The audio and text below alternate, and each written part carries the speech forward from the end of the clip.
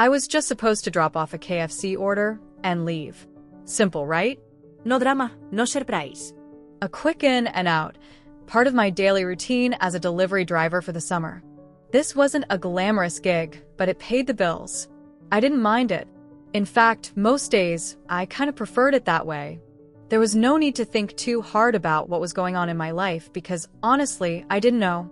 I was just trying to get by.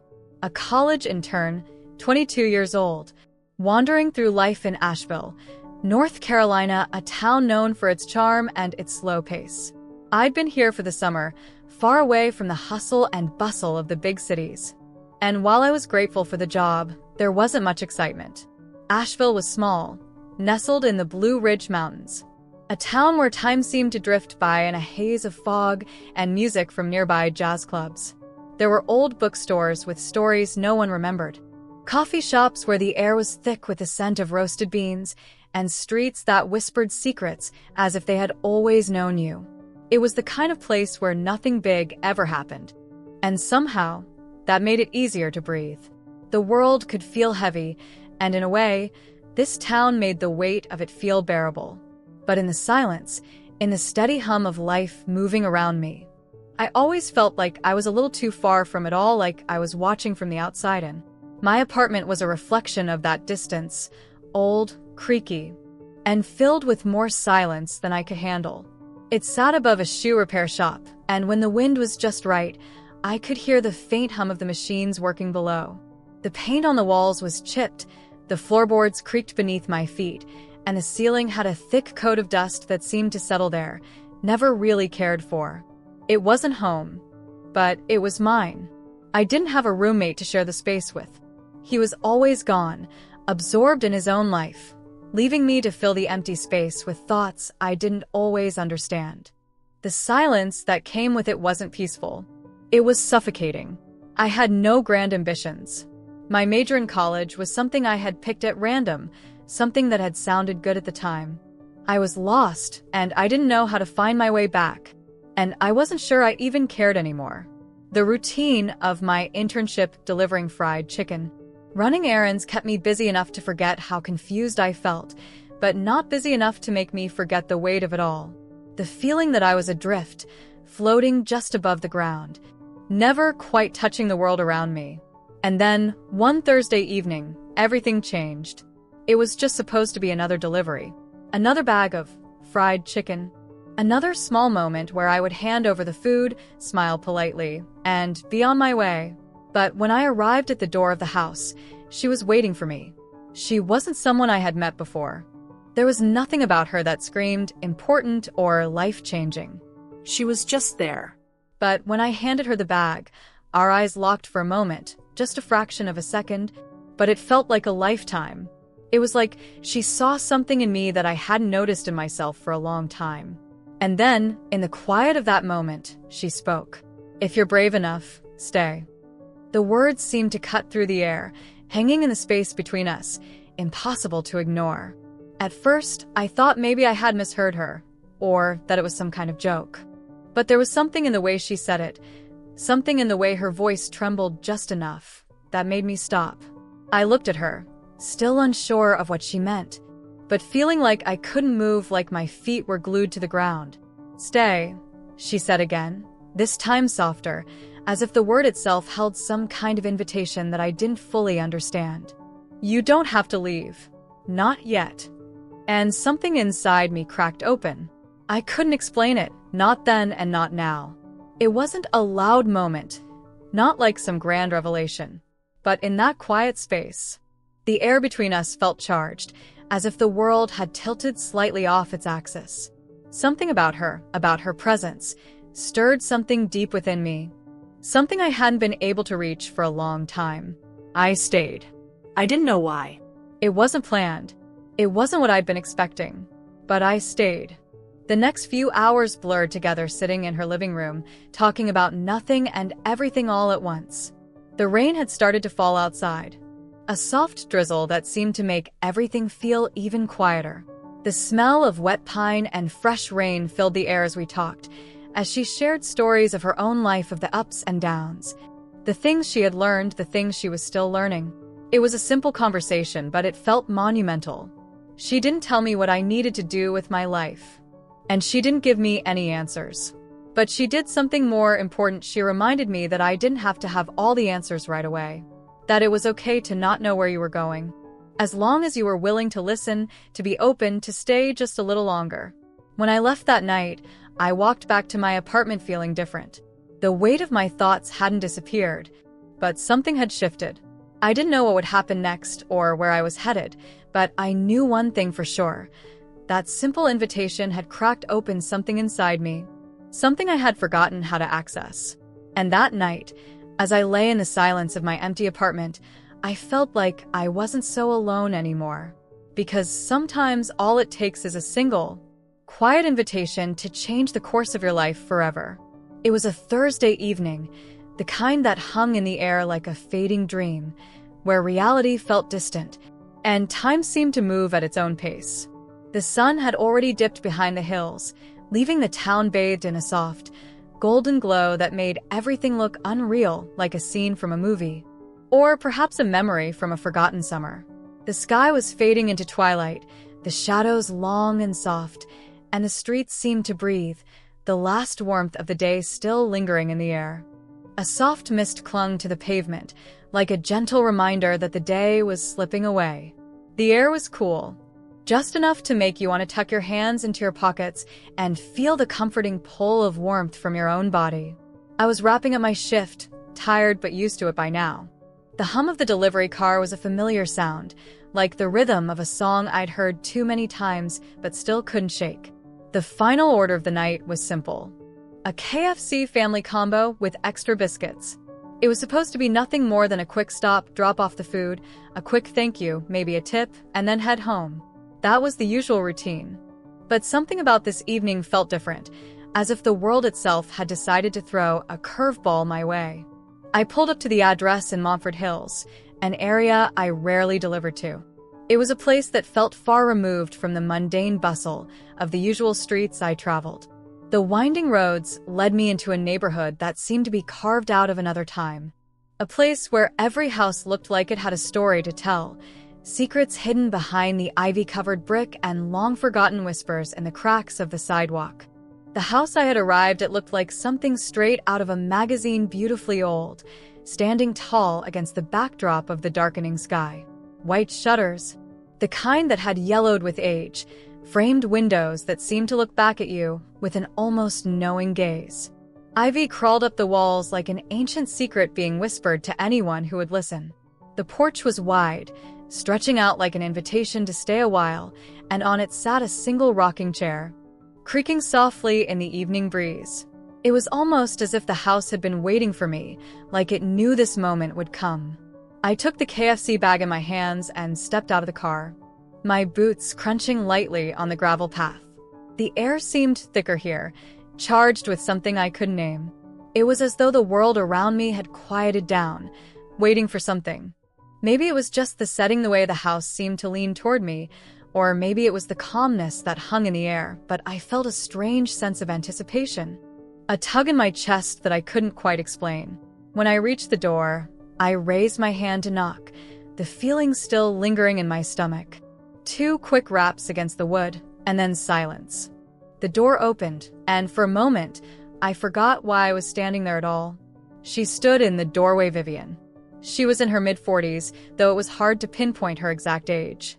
There was a softness to her, a timelessness that seemed to draw you in without effort. Her auburn hair cascaded in loose waves past her shoulders, the strands catching the light in a way that made it seem almost otherworldly. She wore a simple forest green cardigan and modest earrings, her face bare of makeup, yet her presence was undeniable. She didn't need any adornment. Her quiet grace was enough to fill the space around her. When she looked at me, it felt like everything around us had paused. There was no rush in her gaze. No impatience. It was as if she had all the time in the world, and I was the only person in it. Her eyes, warm and knowing, held me in place, making the air feel thick and charged. "Your order," I mumbled, my voice sounding too small for the weight of the moment. I shifted the bag in my hands, suddenly aware of how awkward I must have looked. But Vivian didn't seem to mind. She just stood there, watching me with a quiet intensity, her gaze steady and unwavering.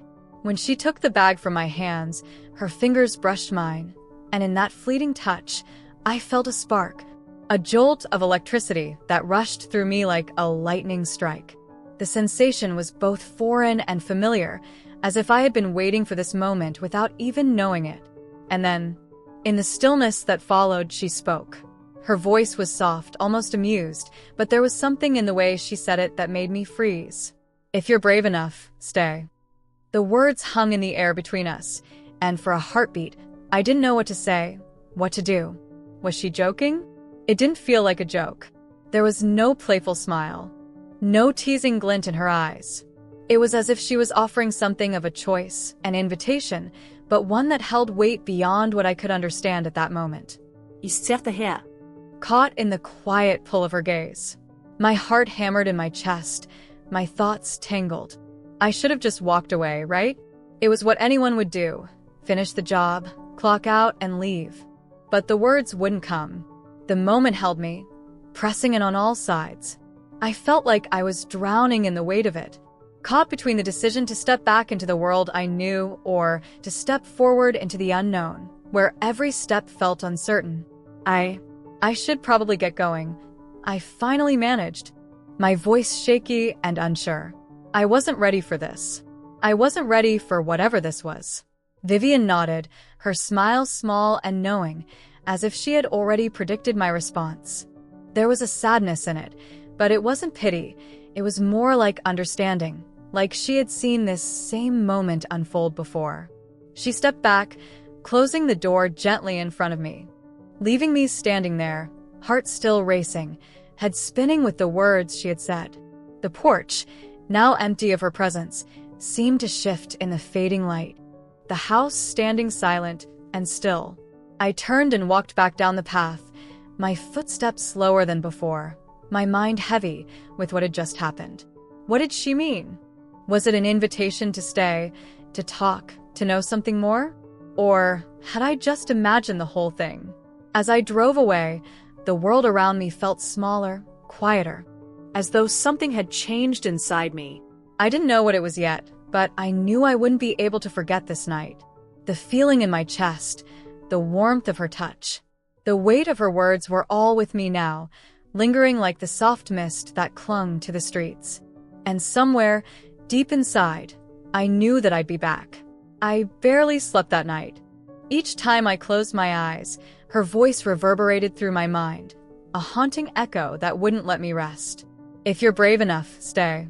It was the way she said it, like she was daring me, testing some fragile boundary that had been stretched and pulled taut with the weight of unspoken emotions. I felt like I was standing on the edge of something wild and unknown. And yet, I couldn't bring myself to let go. A week passed, 7 days that felt like a lifetime. Every moment was spent replaying that encounter over and over in my head, like some kind of unskippable track that looped incessantly in the background of my thoughts. I kept telling myself it was nothing more than a strange, fleeting interaction, a flirtation that didn't mean anything, nothing more than a random moment in time, a blip in the otherwise mundane rhythm of my life. But the truth? The truth was, I couldn't stop thinking about her. The sound of her laughter, the way her eyes held that strange, knowing glint. It lingered, like a sweet perfume I couldn't wash off. And every time I thought I could push it out of my mind, the memory of her would slip back in, sneaking into my thoughts at the most unexpected moments. It was a bright, crisp afternoon when I saw her again. The kind of day where the air was sharp, each breath like a cool splash of water against her skin. I had my earbuds in, music playing softly in my ears as I walked through Weaver Park. I wasn't in any rush, just letting my feet carry me wherever they wanted to go, drifting with no particular destination in mind. And then, out of nowhere, I froze. There she was, a silhouette that my heart seemed to recognize before my mind did. Vivian. She was walking slowly along the gravel path, her steps measured and deliberate. Her hands were tucked into the pockets of an olive green coat, the fabric of it dark against the sunlight that filtered through the trees. Her hair, dark and soft, caught the light in a way that made it seem almost alive, catching every glimmer of the afternoon sun. It shimmered in the breeze, and I couldn't help but think that, in that moment, she looked like something out of a dream, a living, breathing vision that existed just beyond my reach. I panicked. I immediately looked away, pretending to fiddle with my phone. Anything to avoid the inevitable. But it was too late. She had already seen me. Her gaze was steady, but there was no judgment in it. Just a quiet curiosity, like she was waiting for something to unfold.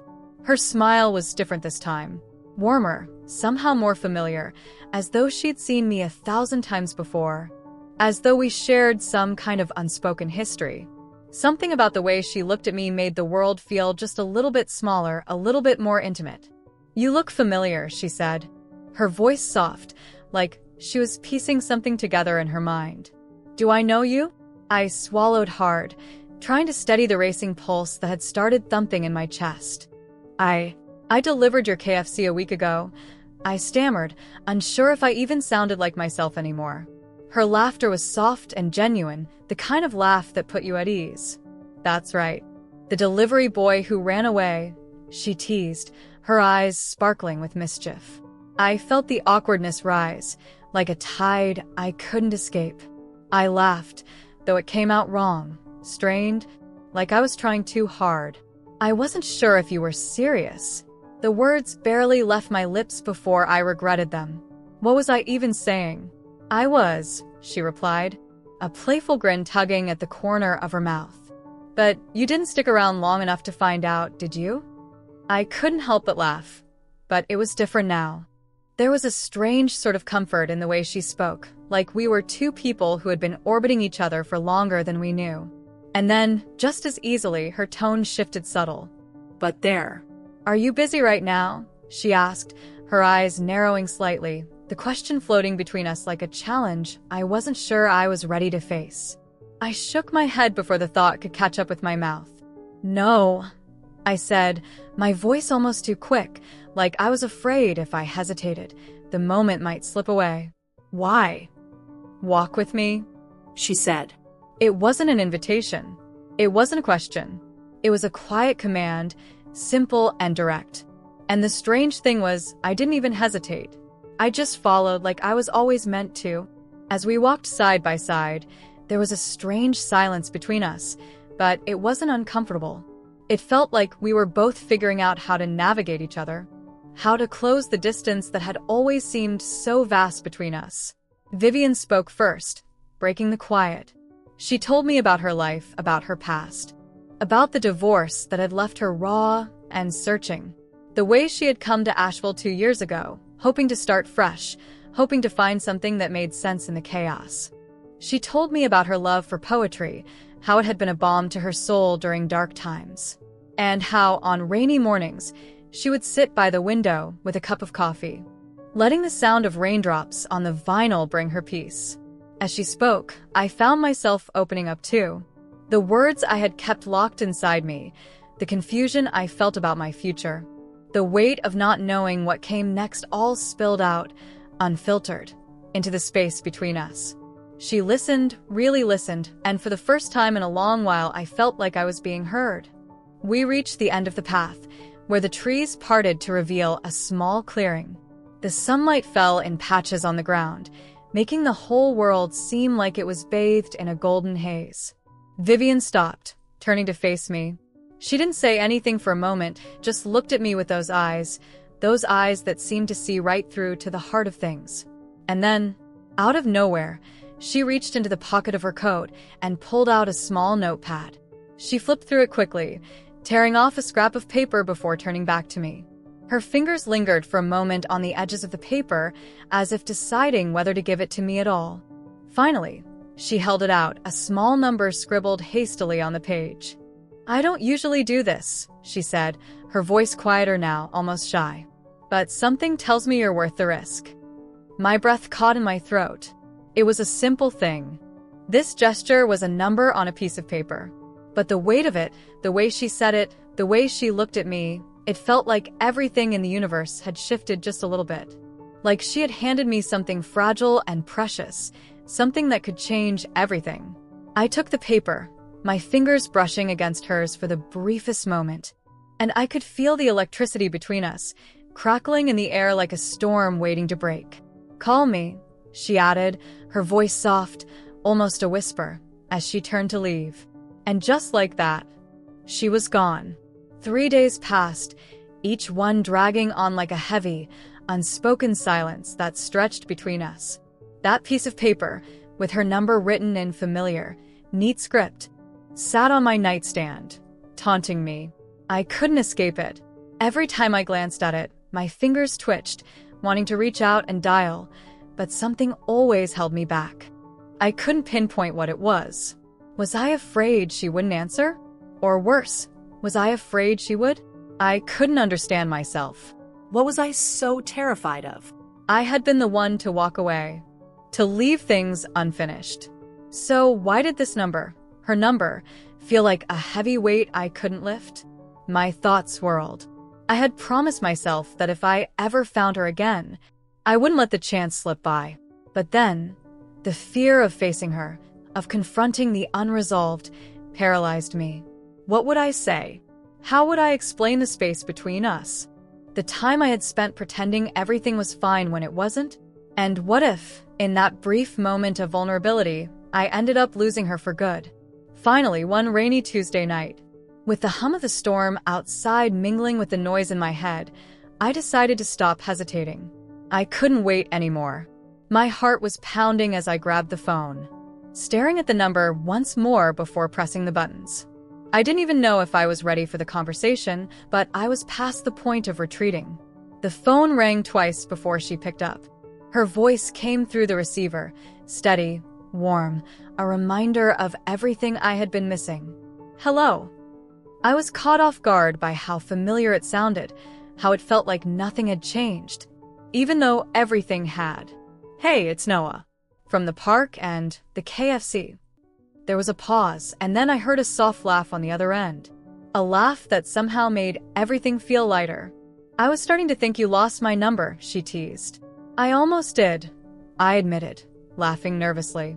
My chest felt tight, but there was something about her that made me want to keep going.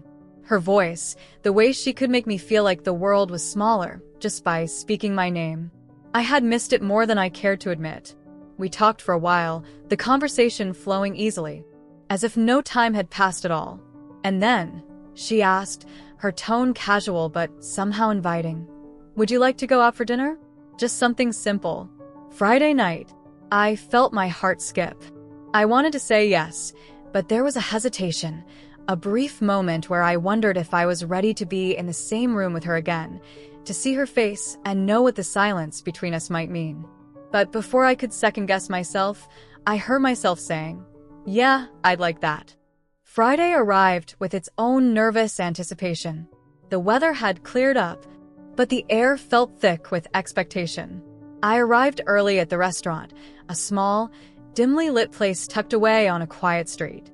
The kind of place that seemed built for meaningful conversation, where the world outside faded into the background, leaving only the present moment. I sat at the table, fidgeting with the napkin, trying to steady my racing thoughts. When she walked in, time seemed to slow down. Vivian was stunning, as always, but there was something different about her that night. Maybe it was the way her black dress clung to her, or the way her hair fell in soft waves around her shoulders, but it was as if she had become more herself. It was a version of her that I hadn't known before, one that filled the room with an unspoken allure. I stood up instinctively, my heart suddenly thundering in my chest. She smiled at me, a small, knowing smile, and it was as if all the things I had been holding inside melted away with just that look. The evening unfolded effortlessly. We spoke about everything, about the books we'd read, the music that had shaped us, the regrets we tried to bury but carried with us anyway. We shared stories that were raw, unpolished, but somehow meaningful. It wasn't about the small talk. It was about the things we didn't even realize mattered until they were long gone. The quiet moments, the subtle details that told the stories of who we really were. When the meal was over and we stood outside the restaurant, the cool night air wrapped around us like a shared secret. There was a pause, and then she asked, her voice gentle, almost hesitant, "Would you like to come back to my place? Just to talk or not? Only if you feel ready." There was no pressure. No expectation. Just an open invitation. An opportunity to be together without anything hanging over us. I followed her down the street, and we reached her apartment, small, but with a charm that spoke of someone who cared about the details. It was everything I had imagined it would be. Warm, cozy, full of books stacked high on shelves, vinyl records scattered across the floor like old friends. The smell of lavender lingered in the air, adding to the feeling of home that enveloped me. Vivian made us tea chamomile, of course. The warm steam rose between us, filling the space with a sense of quiet comfort. We sat on her velvet couch, the soft fabric soothing against my skin, as we spoke about everything and nothing at all. It felt like we were stitching together pieces of a puzzle we'd both been searching for, though neither of us had known exactly what the picture would look like. And then, after what felt like an eternity of shared glances and quiet laughter, she kissed me. It was slow, deliberate, but tender. A kiss that spoke of understanding, of finding something that had been lost. It wasn't passionate, not in the sense that we were driven by desire, but in the way it felt like we were reconnecting with something more profound, something that had slipped through the cracks in the months before. When it ended, when our lips parted and the room was once again filled with only the sound of our breathing, Vivian whispered softly, her voice barely above a breath. "You made me feel something I thought I had lost. Hope." It was the kind of thing that stuck with you, that stayed with you long after the moment passed. It was the kind of thing you couldn't forget, no matter how hard you tried. But when I woke the next morning, the apartment was empty. No note. No bouvier. Just the soft warmth of the teacup still in my hand and the lingering scent of lavender in the air. I had expected something, anything, to mark the end of the night. But there was nothing but the quiet hum of the world moving on. She had slipped away, leaving behind only the faint echo of her presence. And there I was, alone again, holding on to the remnants of a night that had felt like a dream, one I didn't know whether to cherish or forget. But in my heart, there was a glimmer of hope. Just a flicker. Enough to make me believe that maybe, just maybe, it wasn't the end after all.